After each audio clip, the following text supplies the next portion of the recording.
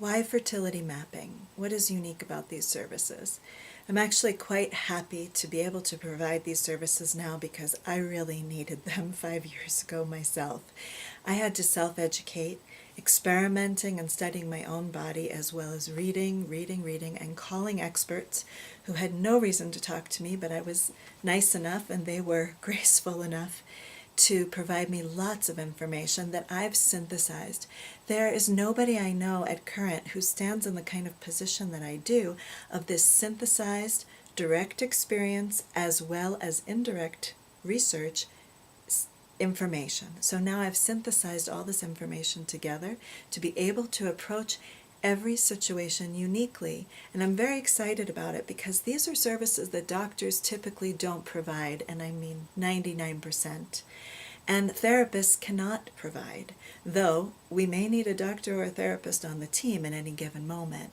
But understand that doctors are not really trained in understanding the depth of the anatomy and physiology of your body, how it works, and how to make it better. They're trained to intervene when something is not working and to create an artificial, it's even usually called artificial reproductive technologies, to create an artificial scheme.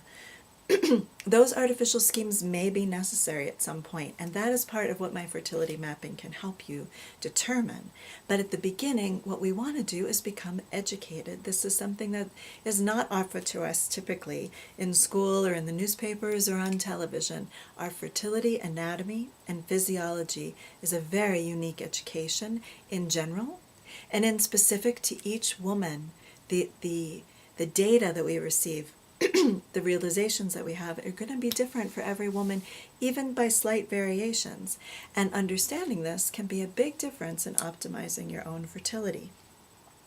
The other part of my fertility mapping services that's unique, aside from this re-education and learning your own body, is to actually, as long as possible, stay away from intervention techniques because they become quite taxing and quite stressful, financially as well as emotionally. Every woman would tell you this.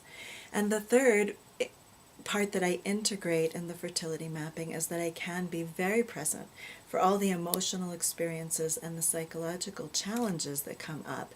We can address them in a type of dialogue that is very much like what a therapist would do. It's counsel or coaching, and it's part of the whole process. You will have emotional and psychological reactions to things that are happening in your body, to understanding your desires and putting them forward, and all of this needs to be included instead of put aside, which we often have to do when we go into a doctor's office, is put aside the complex emotionality and psychology so that we can talk to him about the techniques. What I can do with fertility mapping is integrate all of that together in our sessions so that your choices are made from a highly informed position and from a highly empowered position.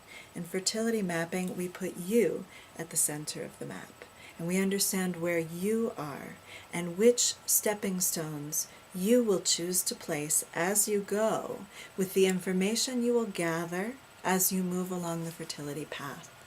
And we set as our goal the exit point, the primary exit point, and secondary exit points too, so we can always see the horizon in our view while we stay really at the center of our direct experience now.